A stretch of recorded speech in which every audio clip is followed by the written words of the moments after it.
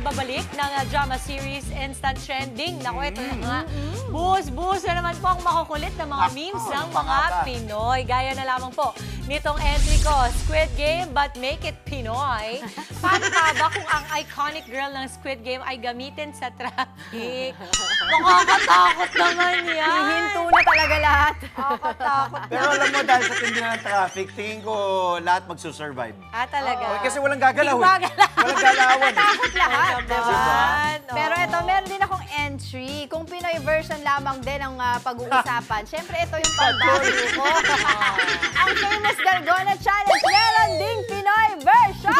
Yan. Paunahan namang maghiwalay ang mag-asawang katol nang hindi napuputol. Napatulala tuloy si player 456.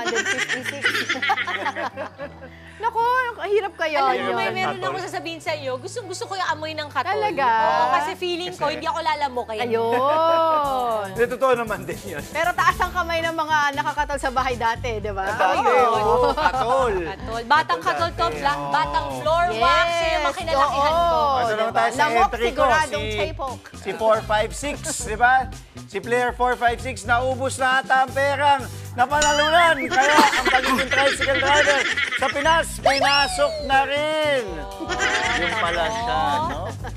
Mga kapatid, Dimples Romana po, kumpletuhin ang inyong umaga ng mga kwentong puno ng inspirasyon. Salubungin po ang bawat araw ng may ngiti at pag-asa.